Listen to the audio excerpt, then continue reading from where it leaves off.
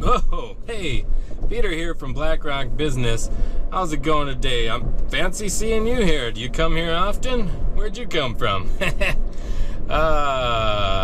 Wonderful day in the life. All right, so let's get down to business here. Today I'm going to talk about 7 different ways that you can keep your QuickBooks Point of Sale safe from malicious attackers. That's right, keeping your point of sale system safe from malicious attackers. Before we get into it, I'm going to have you click on the link below so you can jump on over to our QuickBooks Point of Sale Facebook group, and you can ask questions or bring up errors or what have you. Nice little community there that can support you whenever you're having issues with QuickBooks Point of Sale.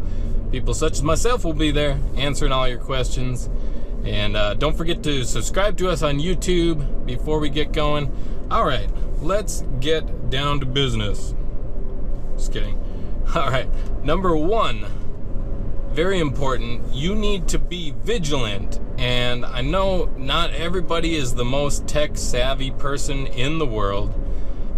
We don't all know the ins and outs of the computer or how to exactly maneuver every single technological thing. That's why people hire people like me, so that we can help you navigate this. But this is not a promo or a pitch to hire me.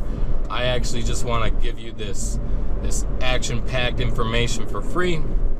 So number 1, being vigilant. The thing about being vigilant is that you need to be suspicious of a lot of things. And by that I mean, if you are opening an email or something is popping up on your screen and it's telling you, oh, something's gone wrong, something is bad, you need to call this number. I hear about this all the time. Oh my gosh, I turned on my computer or I was browsing the web and this thing popped up and it says there's a big problem with the blah blah blah stuff I don't understand, and it says I have to call this number and they'll fix it. And a big part of this scam or ploy, for some reason they always use Microsoft, obviously because all the computers have Windows on them. So this thing pops up and says there's a problem with Windows, call Microsoft, we're waiting to help you. The thing is, Microsoft has billions and billions of computers in the world, and they're not just ready to, get on every single computer and try and fix every problem. Microsoft does not jump up and advertise in that manner. Hey, this is broken, give Microsoft a call immediately. Anyway, malicious attackers generally they love to use scare tactics. And so if you're using the computer and something pops up and scares you, then either you know about technology and you're going to be able to understand how to fix it, or whether it's a scam, or you're going to need to call somebody who's a little more adept in the computer world, whether it be me or your local computer repair person, and give them the message. A lot of times it'll be just a bunch of gibberish, and it'll be somebody trying to scare you into either letting them on your computer, or they want to scare you into giving them money or something like that. So you need to be vigilant. Don't trust anyone or anything. Be skeptical of all emails, pop-ups, and people on the phone who are telling you something's wrong. Just be super skeptical.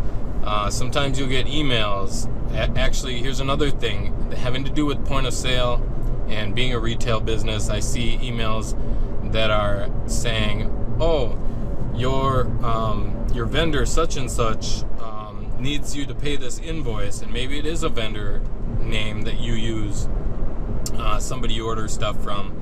But my main piece of advice in being vigilant is, if you get an email that says you got to reset your password, or you got to log in and pay this invoice, or please open this attachment, you always should not follow the link in the email, but you should go to the website of that establishment, log in your account all by yourself without clicking on any links. Just go there, go to the address in your browser and log in yourself, and see if there's something actually wrong in your account, because there probably isn't. It's probably a scam.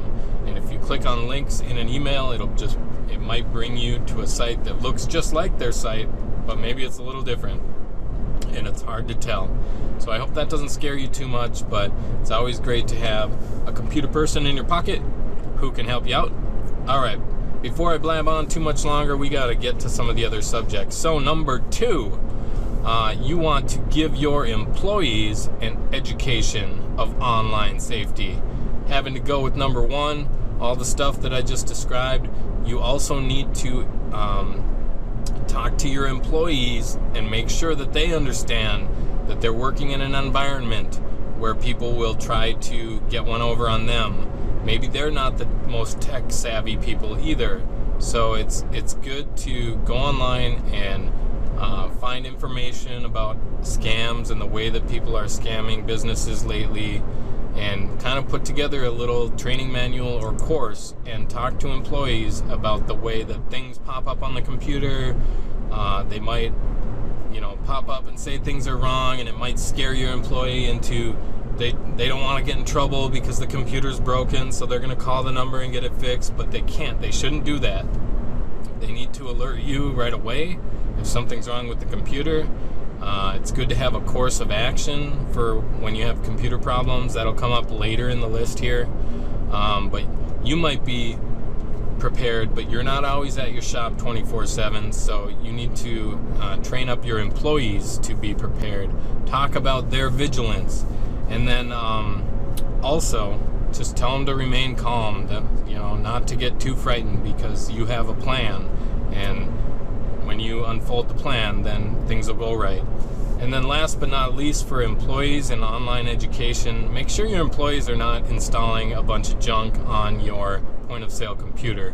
If you know how, maybe you could limit the employees' access to actually install anything. You don't want them installing iTunes or some dumb game, Candy Crush Saga, whatever it is. And just make sure that they're not fooling around on the computer, in the point of sale computer, in the point of sale iPad if you have one of those, and just make sure they're using it just for work, or your computer is just going to end up crashing or being full of bugs and malicious software. So make sure you fix that up and tell your employees all about it. All right, number 3, you want to update your point of sale software as well as all of your software as much as possible, as often as possible. There's a few things that go along with this. The problems with this idea are that people mostly get lazy or they're in a hurry. Those two things are kind of intertwined together. And so, you always want to check for and install updates. And yes, it takes time, and it takes time out of your day, but it can protect your butt when it comes to point of sale or Windows. Windows is always bothering you, saying Windows has an update, please install it, and you're always like, no, I'm going to do it later, I'm not going to do it. Your system could become susceptible to a vulnerability, and your entire system could crash because a malicious attacker got in because you didn't update Windows, because you didn't update your software. So I would recommend that you, if nothing else, set aside one day of the week on your schedule and a set time that you make sure to update Windows, make sure to check for updates on your point of sale, maybe updates for Microsoft Office, all of these different things. You want to make sure that you get all of your updates done so that you do not have vulnerabilities, and so that you do not have issues with your Windows or malicious attackers able to get in. So make sure to do that. Set a schedule and don't be lazy. Let's see, what else is on my agenda here? All right, next, number 4. You want to have a good security system on all of your devices. And what I mean by that is make sure that you have some good antivirus software. Windows Defender comes with Windows, but it's not maybe the greatest. I mean, it does all right, but there's some really good antivirus software out there, whether it's AVG, which I think turned into Avast now, or there's a couple others. For some reason, McAfee doesn't seem to play very well with QuickBooks or QuickBooks Point of Sale, so you might want to stay away from that one. I'm not saying it's a bad antivirus. It just seems to be a little too abrasive for QuickBooks to run correctly. And so just make sure that you have a great antivirus service on your computer and that it runs and plays well with QuickBooks and Intuit products. And if you need some tips on which ones work good, you can give me a call or send me a message or post it in our group or something like that. All right, moving on. Number 5, make sure that you have a backup of everything. So in Windows, on the Start menu, if you just type in backup, you will find Windows Backup, and you can set up an automatic backup of your most important files and folders. Mainly, it's usually the personal folders, and you can do that to either an external hard drive, like a Western Digital Passport, which is this nice little external hard drive. But these days, I mean, memory is getting so cheap that you can pretty much get a thumb drive that's 128 gigs or even 256 gigs. They are so cheap these days. And when you compare the cost of losing all of your point of sale and QuickBooks financial info to the cost of this little drive, I mean, it is so ridiculously cheap. I was just at Micro Center the other day, which is a great computer store in some of the larger cities, and oh my gosh, I got a 128 gig micro SD card that I'm actually recording this video on right now. $12.99. That is so crazy cheap. I mean, $13, and you could store any and all QuickBooks backups on there for pretty much forever, because that's a ton of space. And so it's so cheap. And I've had people call me and their entire system gets flushed down the drain because of a malicious attack or a hard drive crash. And if they would have just backed up stuff to a thumb drive that was hooked up to the computer, and it would have had a separate copy that's not on the hard drive, they would have been safe. But they pretty much had to rebuild their business from the ground up and try and piece together some pieces because they did not have a backup plan. I cannot explain how important that is. It's more than important. It's almost as important as buying the point of sale in the first place. So that was number 5. Backup everything you have on an external device.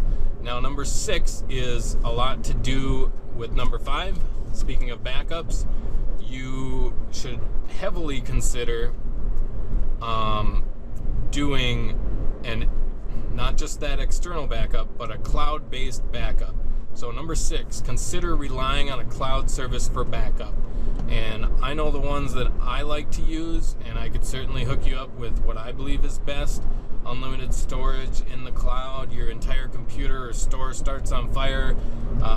Hopefully not, but I mean, your computer could totally get stolen. Somebody could run away with it, and you would still have everything that you need because it's backed up in the cloud, and you can just grab it again, install it on a new computer.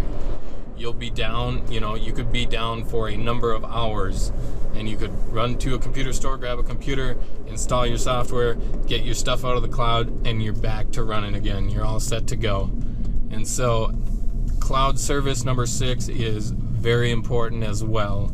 One reason it's a little better than the external hard drive or the USB drive is because your entire computer could get stolen or damaged, or there could be a fire.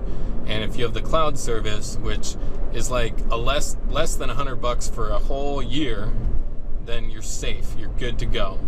All right, moving on. Number 7. Oh, I'm sorry. Back to number 6. You want to make sure that cloud service has file revisions. And by that, I mean every time a file changes, it makes a new copy. There's some cloud backups where they just kind of sync what your current files are. Well, if you have file revisions, then if something goes wrong with your file, you can actually you can go retrieve last Tuesday's file, and maybe a file that doesn't have problems if your file's having problems now.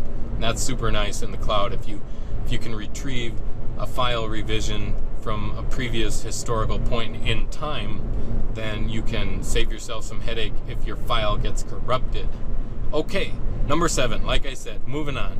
Be prepared for it to happen. Be prepared for malicious attackers. Be prepared for a catastrophe.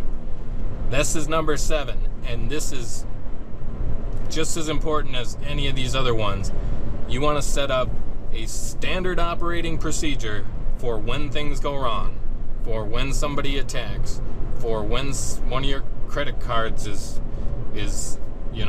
compromised. But mainly, you got to ask yourself, okay, what am I going to do if my computer no longer works at all? I know we're living in the future here with computers running everything, but you're going to have to turn your thinking back in time to a much simpler time when we didn't have computers, and you're going to have to ask yourself, okay, let's pretend we don't have a computer, or we don't have the internet, or both. What would we do? I've experienced both types of customers and clients of mine. Somebody calls up and they're like, it's not working. I have no idea what we're going to do now. People want to buy stuff from us right now, and we can't sell them anything. What is going on? And then I got other clients who, they're like, oh, we're having this issue with our point of sale. It'd be great if you can fix it. Oh, wait, our internet's totally out, so you can't really assist us online. They're like, well, that's fine. We'll just make paper receipts right now. And I got clients who still have the old credit card machine that goes kunk kunk, and it's got carbon paper, and they're totally ready for this to happen, because if their point of sale goes out, they still want to make that sale, and so they're ready, and they got whatever they need to take the customer's information, and then they just redo the receipt and the point of sale later. But make yourself a plan. It's going to involve how to do sales and receipts when the point of sale is down. It's going to include who are you going to call. Do you have a computer guy? Do you have a point of sale guy? Who's going to help you fix it? If you have a plan of action and steps and thoughts and ideas and contacts and everything included before this ever happens, then it will minimize your downtime and it will maximize your sales, even though your point of sale is gone. Don't let that ruin your sales day, because you need sales every day, right? All right. Well, that's it. That's number 1 through 7 on how to protect yourself from malicious attackers. Yeah. One side note there on that credit card processing is some people, if you're using QuickBooks Point of Sale, you may want to have GoPayment installed on a cell phone, and you can still take credit cards through GoPayment.